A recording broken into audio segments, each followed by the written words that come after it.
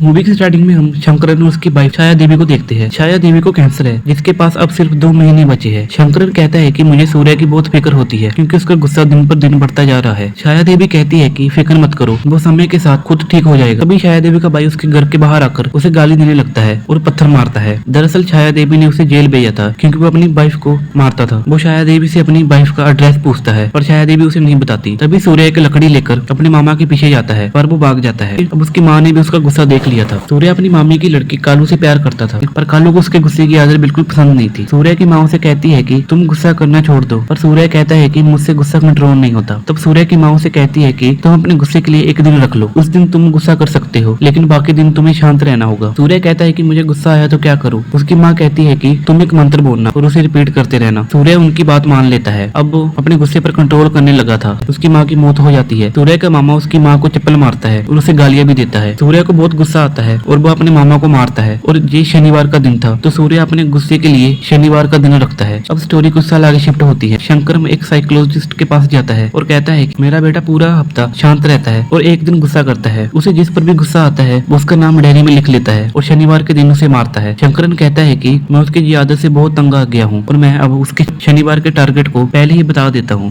वो साइकोलॉजिस्ट को कहता है कि आज तुम्हारे पति की बारी है। उसके पति ने स्कूल में अपने स्टूडेंट के साथ मिसबिहेव किया था और उसकी बहन को धमकी भी दी थी। सूर्य उसे बहुत मारता है। सूर्य अब भी कालू से प्यार करता था तो उसके पापा एक लड़की को घर लेके आते हैं और कहते हैं कि ये कालू है और इसकी शादी हो चुकी है। सूर्य बहुत उदास होता है। सूर्य की बहन की शादी वाले दिन उसका ससुर उसकी माँ को गाली देता है। सूर्य से गुस्सा कंट्रोल नहीं होता और वो उन्हें थप्पड़ मार देता है। सूर्य की बहन उसे रिश्ता तोड़ लेती है और अलग रहने लगती है। अब हम पुलिस स्टेशन का सीन देखते हैं जहाँ एक लेडी कांस्टेबल की ज्वाइनिंग होने वाली थी जिसका नाम चारुलता था। चारुलता सीआई का वेट कर रही थी क्योंकि उसे ज्वाइनिंग की जल्दी होती है। उसका सीनियर उसे कहता है कि अगर एक बार तुम सीआई से मिली तो दोबारा उनसे मिलना नहीं चाहोगी। सीआई का नाम दयानंद था जो बहुत बुरा था। उसने अपने भाई की जमीन छीनने के लिए उसके एक आदमी को टॉर्चर किया। दयानंद सोकुपुलम के लोगों पर जुल्म करता था। उसे जब भी गुस्सा आता था वो उन सबको मारता था। कोई उसके खिलाफ एक्शन नहीं लेता था क्योंकि उस गाँव के खिलाफ काफी क्रिमिनल चार्जेस थे। दूसरे दिन दयानंद के भाई ने उस पर केस कर दिया था जिसकी कोर्ट में सुनवाई थी। एक आदमी ने दयानंद से टॉयलेट का रास्ता पूछ लिया था तो दयानंद उससे बहुत मारता है। अब हमें पता लगता है कि चारुलता ही कालू थी जो नाम बदल के रह रही थी। वो अब भी सूर्य से नफरत करती है। दयानंद चारुलता को अपने ड्राइवर रख लेता है। दयानंद से एक लेडी की कार का एक्सीडेंट हो जाता है। वो लेडी दयानंद पर चिल्लाने लगती है और उसे कहती है कि अगर कुछ हो जाता तो दयानंद को बहुत गुस्सा आता है और वो अपनी गाड़ी से लेडी की गाड़ी को ठोकने लगता है। सूर्य भी वहीं होता है। सूर्य के बॉटल कैंप में पेट्रोल निकाल के दयानंद की कार के नीचे गिरा देता है और कहता है कि सर आपकी गाड़ी का पेट्रोल लीक हो रहा है, धमाका हो जाएगा। तब दयानंद वहाँ से चला जाता है। चारुलता को सूर्य से प्यार हो जाता है। सूर्य अपनी डायरी में दयानंद का नाम लिखने वाला था पर उसे चारुलता का चेहरा दिखने लगता है और वो दयानंद का नाम नहीं लिखता। चारुलता और सूर्य मिलकर सोकुपुलम के लोगों की मदद करने लगे थे। सूर्य चारुलता को परेशान करने वाले गुंडों को मारने लगता है। चारुलता सूर्य से कहती है कि वो शनिवार वाले लड़का विलन है। दयानंद बहुत खुश होता है क्योंकि उसके भाई ने जमीन उसके नाम करवाने को मान गया था। बट दूसरे दिन जब दयानंद अपने भाई के पास जाता है उसका भाई उसकी बेइज्जती करता है। दयानंद को बहुत गुस्सा आता है और वो सोकुपुलम जाकर वहाँ के लोगों को मारने लगता है। चारुलता को पता चल जाता है कि सूर्य ही शनिवार वाला लड़का है। अब वो सोकुपुलम के लोगों को बचाने का वादा करता है। दयानंद अपने भाई कुर्मानंद को मारने की प्लानिंग करने लगता है। वो पहले मंदिर जाता है और फिर क्लब, पर क्लब में सूर्य आ जाता है और वो दयानंद को मारता है। सोकुपुलम के लोगों में थोड़ी सी हिम्मत आ गई थी पर कुर्मानंद को लगता है कि दयानंद ने उसकी जान बचाई और वो दयानंद को अपनी सारी जमीन दे देता है और उस शनिवार वाले लड़के को पकड़ने के लिए बोलता है। सूर्य पुलिस स्टेशन में जाता है और दयानंद से कहता है कि मुझे भी उस शनिवार वाले लड़के ने मारा है। दयानंद को लगता है कि सूर्य ही शनिवार वाला लड़का है पर उसका शक दूर हो जाता है। अब दयानंद सूर्य की मदद से शनिवार वाले को ढूंढने लगता है। कुर्मानंद को दयानंद की असलियत पता लग जाती है पर दयानंद अपने भाई को मार देता है और सारे इल्जाम शनिवार वाले लड़के पर डाल देता है। दयानंद को पता लग जाता है कि सूर्य ही शनिवार वाला है। दयानंद उसे मारता है पर सूर्य उसे नहीं मारता। सूर्य के पापा वहाँ आकर दयानंद से कहते हैं कि सूर्य तुम्हें इसलिए नहीं मार रहा है क्योंकि वो इंतजार कर रहा है। अगर एक भी सोकुपुलम के लोगों में से हिम्मत करके आगे आ गया तो सूर्य तुम्हें मार डालेगा। दयानंद एक छोटी बच्ची को मारने वाला था तभी एक आदमी हिम्मत करके आगे आता है। अब सूर्य दयानंद को मारने लगता है और वो उसे जान से मार देता है। चारुलता और सूर्य शादी कर लेते हैं और ये मूवी यहीं एंड हो जाती है। तो अगर आपको ये वीडियो अच्छी लगी चैनल को सब्सक्राइब एंड वीडियो को लाइक जरूर करना।